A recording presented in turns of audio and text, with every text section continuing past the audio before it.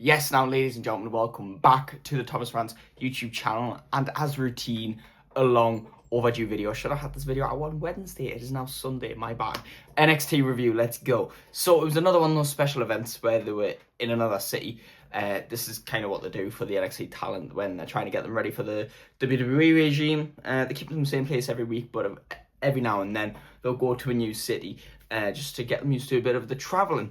And it was quite a big show. It was stacked, you know. They stacked lots of important matches on this card, including the one that they opened up the show, which was the triple threat match for the NXT Women's Championship that I honestly thought would be the match that happens at Stand and Deliver.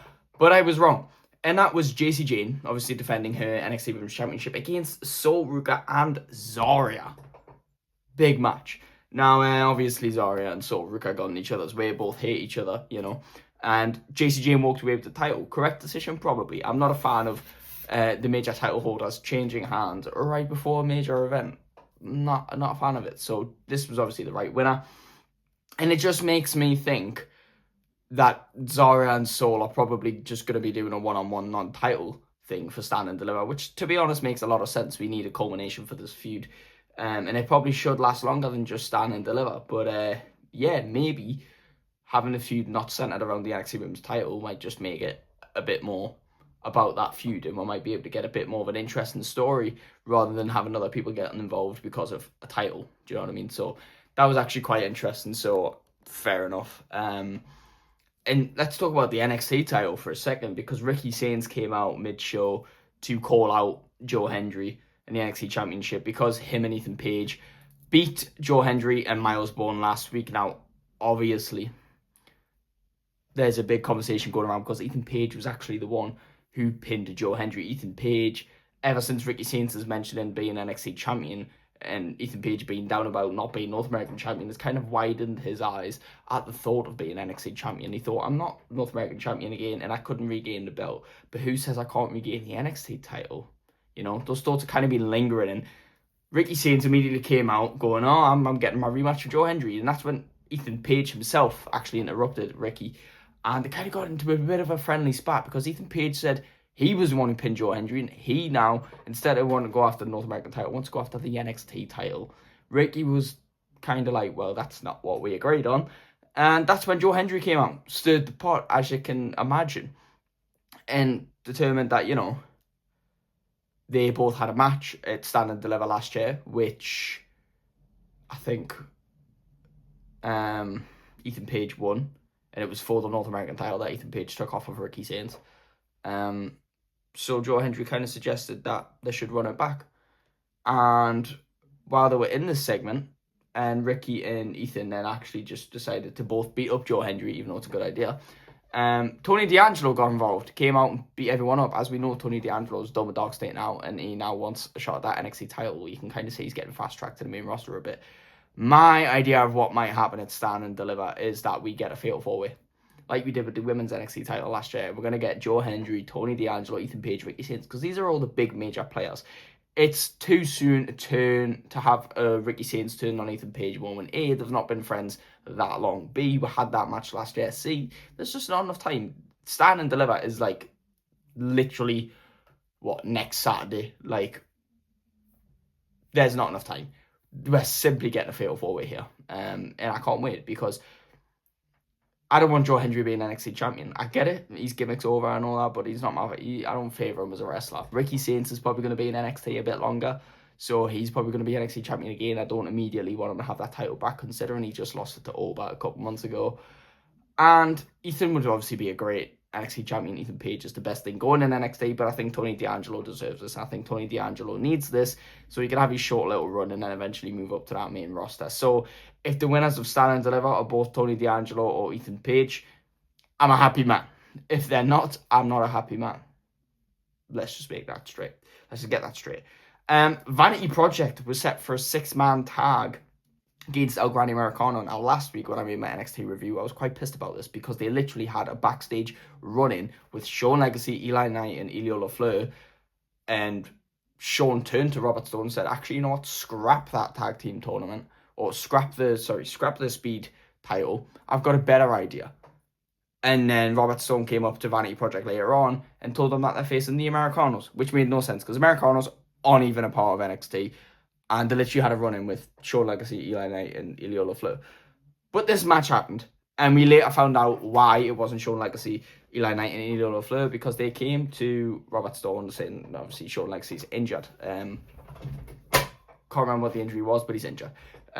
So that's why they faced Aguani Americanos. And to be honest, it ended up being quite an entertaining match anyways. The Americanos are over on NXT. They're over on Triple A. They're just over anywhere except Monday Night Raw, which is just... It's Monday Night Raw, do you know what I mean? So I can't remember who actually got the win. I think the Vanity Project might have got the win. Which is pretty... No, did they get the win? I can't remember who got the win. Is it really important? Not really. It's not going to be a long-lasting feud. But I have a big tag team tournament coming up for, I think anyway, for the chance to face the NXT Tag Team Champions at Stand and Deliver. Do I know who that's going to be? Absolutely not. It might be Eli Knight and Ilya LaFleur. Highly doubt it. Maybe the Culling. I don't know if it's going to be Dark State or TM because they've got a bit of a feud going on and they might have a clash at Stand and Deliver. God knows who it's going to be.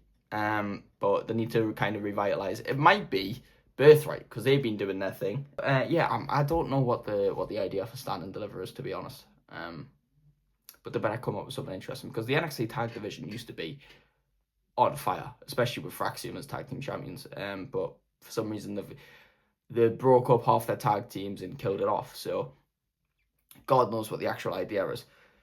The Women's Speed Champion Fallon Henley lost to Ren Sinclair, and Ren Sinclair's our new Women's Speed Champion. Not that I don't believe in Ren Sinclair. I'm not that big a fan of her, personally. People like her. Makes sense. She's from Texas. Cool. But, like, Fallon Henley won that title months ago.